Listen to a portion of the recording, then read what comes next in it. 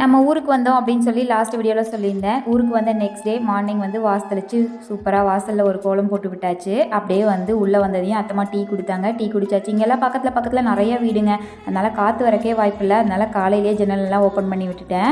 இங்கே நாங்கள் இருக்க வீட்டிலேருந்து பார்த்தா பெரிய மலை பக்கத்துலேயே தெரியுது. நம்ம ஊர்லேருந்து பார்த்தாலுமே மலை தெரியும், ஆனால் வந்து அங்கே ரொம்ப தூரத்தில் தெரியும். இது பக்கத்துலேயே இருக்காதனால நானும் செய்யும் ரொம்ப நேரம் நின்று பார்க்குறது. இன்றைக்கி மார்னிங் பிரேக்ஃபாஸ்ட்டுக்கு வந்து பார்த்திங்கன்னா பாஸ்தா தான் ரெடி பண்ணியிருந்தேன். பாஸ்தாவை கொஞ்சம் சுடுதண்ணி நல்லா கொதிக்கும் போது அதில் போட்டு நல்லா வேக வச்சு எடுத்துக்கலாம். சைட் பை காய்கறியுமே கட் பண்ணி வச்சுட்டேன். புளிப்பு சுவைக்காக தக்காளியுமே கட் பண்ணி வச்சுருக்கேன்.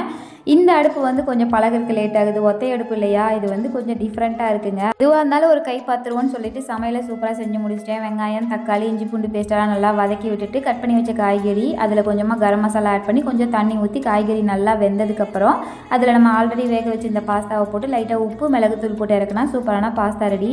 நாளைக்கு வீடியோவில் பார்க்கலாம். அது வரைக்கும் பாய்.